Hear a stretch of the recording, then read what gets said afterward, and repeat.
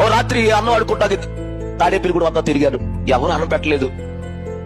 ఆకలి అయిపోతుంది ఎలాగని తాలూకు ఆఫీస్ ఉంది కదా తాడేపల్లి గుడులో, దాని ఎదురుకుండా కురిపి వాటలు ఉంది. ఆ కురిపి వాటల కాడికి వెళ్ళి, అయ్యా కొంచెం అన్నం ఉంటే పెడతారా అన్న. ఆయన అన్నాడు 5 రూపాయలు ఇవి పెడతానన్నారు. డబ్బులు లేవండి, నేను అడుక్కున్న వాడినండి, కొంచెం అన్నం పెట్టండి అయ్యా అన్నాను. డబ్బు కొద్ది పెట్టనన్నారు. ఏం చేయాలో తెలియక వారు తినే ఎంగులాకులు ఎక్కడైతే పడేస్తున్నారో అక్కడికి వెళ్ళి కూర్చుని వాడు పడేసిన ఎంగులాకులన్నీ మెతుకులు ఎరుగు తిన్నాను. కానీ కడుపు నిండలేదండి. ఈ ఆకలి కోసమే కదా బ్రతికేది, మర్చిపోతే ఈ ఆకలి ఉన్నది కదండి. అక్కడి నుంచి నడుచుకుంటా ఒత్తిరెక్కేసి పిచ్చి పైనుండి కిందకి కాలంలో దూకి చచ్చిపోదామని పైకి ఎక్కేశానమ్మా.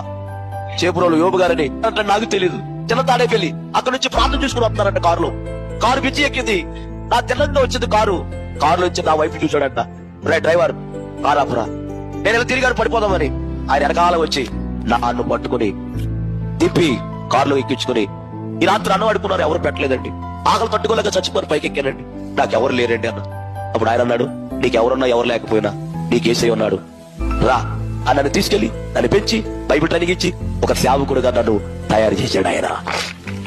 అంటే నా దగ్గరికి ఎవరు వచ్చారు చెప్పాలి, ఎవరి రూపంలో చెప్పండి అమ్మా. సేవకుడు రూపంలో వచ్చాడు.